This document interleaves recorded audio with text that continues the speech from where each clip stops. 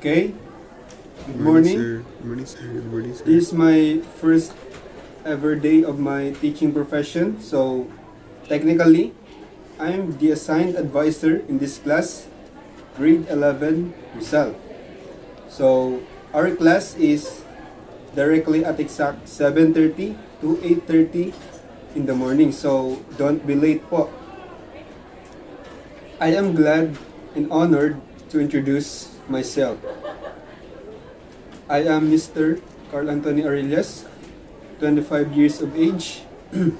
I graduated at Bao Community College, took my degree of Bachelor of Secondary Education, major in mathematics, and the mathematics is, I describe it as my learning discoveries way back when I was on my college days.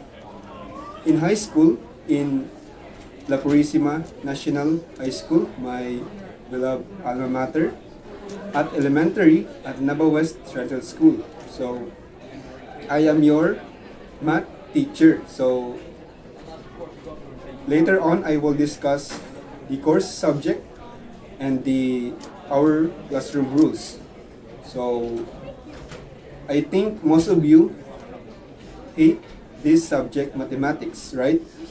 So before we can go in our description of our subject, what comes on your mind when you hear the word mathematics? Difficult. Difficult? Not easy to understand po. Not easy to understand? Nakakalito. Nakakalito? Yes, my dear students, we're the same perspective when I was on your age way back when I was on my high school days. I really hate math. Yes po, hate na hate ko po talaga yung math, and I really hate those math problems na nahirapan ko po silang sagutin, na namamangha na lang po ako sa mga kaklase ko na nasagutan po nilang maayos kahit na mahirap po yung mga math problems. So when I was on my senior high school, I promised to myself na makukuha ko rin yung level na yun, yung pag-aaralan ko po yung math kahit na mahirap. And sabi nga nila, the more you hate, the more you love. So it's a pleasure naman po to spend our first period of time with difficulties and problems. So expecting nyo na guys, or my dear students, na you wake up in the morning, na you enter in my classroom, problems and difficulties are facing on your day. And sabi nga dun sa nabasa kong article, lazy persons are those intelligents. Why po? Because they can find easiest way to solve a problem. So, I believe on that saying. And katulad po sa math, nakakatamad po talaga ang subject na mathematics. Pero our difficulties and problems might help us to become better, braver, and absolutely stronger. Before I forgot, I introduced to you the description of our subject, the general mathematics, ang general matematika. So, our time is 7:30 to 8:30 in the morning, so be early and be on time, my dear students. So, before I leave this classroom, may I reminded you with some classroom rules.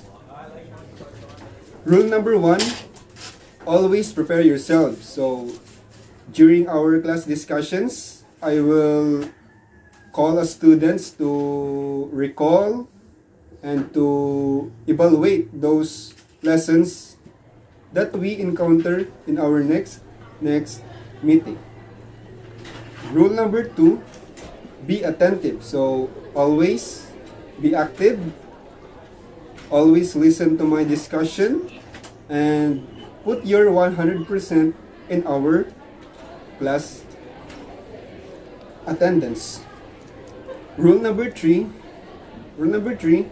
regroup. So next meeting, I will group you into 10 because you are 50, right? 50 students, 10 groups with composing of 5 members. So makikita po natin dyan yung pagkakaisa nyo, yung unity, at syempre kung nagtutulangan ba talaga yung bawat isa para po maging matagumpay yung ating rule number 3. At syempre, yung rule number 4, always remember rule number 1. Always prepare yourself. So, that's all. And remember, my dear students, the more failures, the more chances of learning. So, may my experience show to you on how this subject, the subject that I hated, comes to my very special and beloved subject. So that's all, and I am glad to meet you, my dear students, in my first day of my teaching profession. And last adjourn. See you in our next meeting.